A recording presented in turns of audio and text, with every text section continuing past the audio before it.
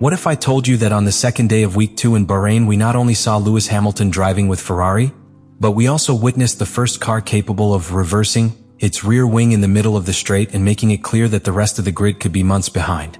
Because what Frédéric Vasseur revealed after that day is not a simple aerodynamic improvement.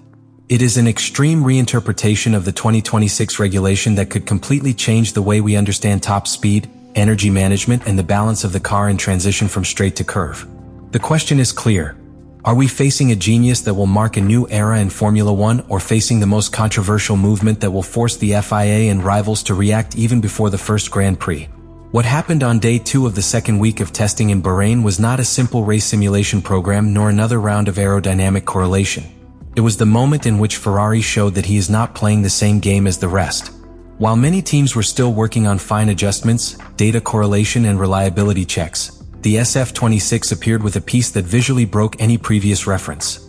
A rear wing capable of extreme rotation in straight mode until it was practically inverted, reducing drag to a level that seemed unnatural for a modern Formula One. To understand the magnitude of this, we must place ourselves in the context of the new 2026 regulation, where active aero is not a one-time addition like the classic DRS, but a central pillar of the concept. All the teams knew that the rear wing would have movement, that there would be a transition between load mode and low drag mode.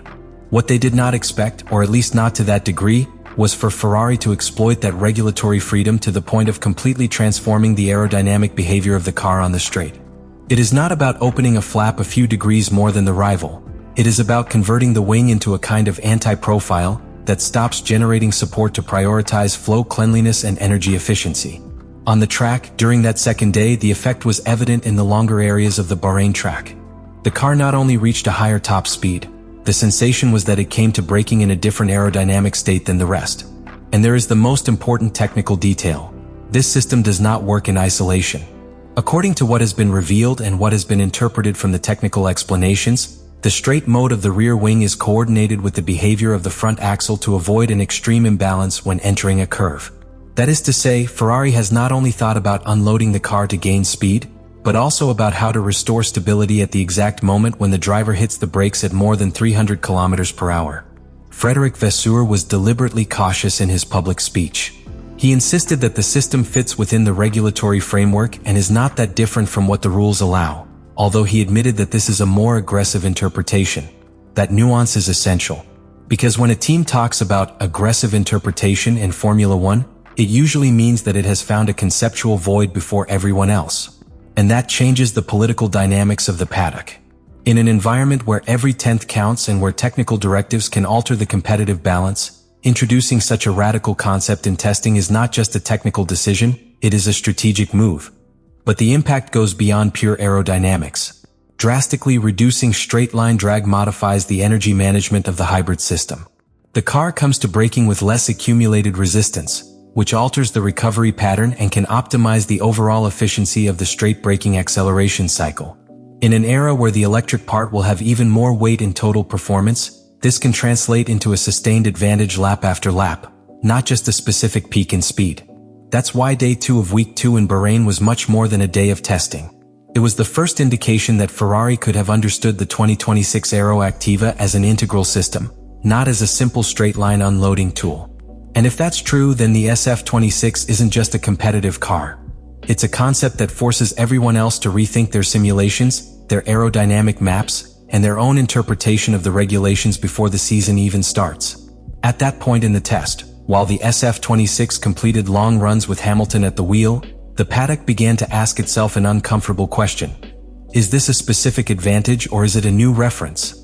Because when a car so obviously alters its aerodynamic configuration in the middle of a straight line to the point of visually appearing inverted, we are no longer talking about a small marginal gain, we are talking about a structural change in how active aero is understood within the regulations. Here comes the political and technical component that turns this movement into something explosive. Ferrari has not only created a system that reduces drag to extreme levels, but has done so within the legal framework, pushing the interpretive limit. And when one team pushes the limit without breaking it, it forces the others to choose. Either they replicate the concept against the clock or they press for its legality to be reviewed through technical consultations and possible clarifications from the FIA. The problem for rivals is that this type of solution is not copied in 2 weeks. It is not a simple flap adjustment. It involves redesigning the architecture of the rear wing, recalculating structural loads, adapting the correlation between wind tunnel and CFD, and most delicate of all, synchronizing the behavior of the front axle with that brutal unloading on a straight line. Because if you don't control that transition, the car becomes a braking nightmare. And that's where Ferrari seems to have gone a step further. The system does not work in isolation. It is part of an integral philosophy where the car changes its aerodynamic state depending on the phase of the circuit. In curve mode, maximum load and stability. In straight mode, minimum resistance and energy optimization. This duality makes the SF-26 something closer to a dynamic system than to a static single-seater with evolved DRS. But the second big effect was seen in energy management. By arriving with less drag when braking, the recovery pattern changes and can become more efficient in the complete cycle. This means that not only do you gain meters on the straight, but you can potentially better manage electrical energy throughout the turn. In a regulation where the hybrid part will have more prominence, this efficiency can become a strategic performance multiplier. And this is where Vasseur's speech takes on a different dimension. When he states that it is not yet decided whether it will be set up from the first race, he is indirectly acknowledging that the system must not only be fast, but also reliable and politically sustainable. Because introducing something like this in the first appointment on the calendar is exposing yourself to formal protests, exhaustive analyses and possible technical directives. What Day 2 in Bahrain made clear is that Ferrari is not testing a simple part. It is testing a concept that can redefine the balance between load, resistance and energy in Formula 1 2026. And when a team redefines the balance, the championship begins to be played before the lights go out on the first Grand Prix. And this is where everything converges. Because after what was seen on Day 2 of Week 2 in Bahrain, the question is no longer whether Ferrari's reverse rear wing is innovative. The question is what real consequences it will have when this reaches a Grand Prix weekend with parc ferme, media pressure and rivals looking for any regulatory loophole. What Frédéric Vasseur hinted at is that Ferrari is still evaluating when to definitively introduce it, assessing reliability, correlation and political risk. And that gives us the key to the third act. It is not enough to be fast in the test, you have to survive the scrutiny. Because it is one thing to show the concept in Bahrain in a controlled environment, and quite another to activate it in qualifying with all the teams analyzing onboard cameras, comparative telemetry and high-resolution photographs. The technical risk is obvious. A system that rotates the rear wing in such an extreme way implies very different structural loads in each phase. Not only does the drag change, it also changes the distribution of forces on the wing support and the interaction with the flow coming from the beam wing and the diffuser. If something goes wrong, it's not a simple loss of performance. It's a potentially critical problem above 300 km per hour. That's why Bahrain Week 2 Day 2 was the laboratory. Ferrari needed to understand not only how much it earns, but how much the whole can support. But the real impact is in the championship. Because if this system works as it seems and is not blocked by regulations, Ferrari will not only have gained top speed, it will have redefined the concept of aerodynamic transition. The SF-26 stops being a car with two loading and unloading modes and becomes a car with variable identity, capable of radically altering its behavior between straight and curve. That changes the way of approaching strategy, defense and attack. Imagine the scenario in the race. A Ferrari that can unload as much as possible on the straight, optimize its energy efficiency in the recovery cycle, and return to a stable configuration just before braking. Not only is it faster in a straight line, you can also manage your battery better to use it strategically at key moments. That's not an isolated improvement, it's a cumulative advantage lap after lap.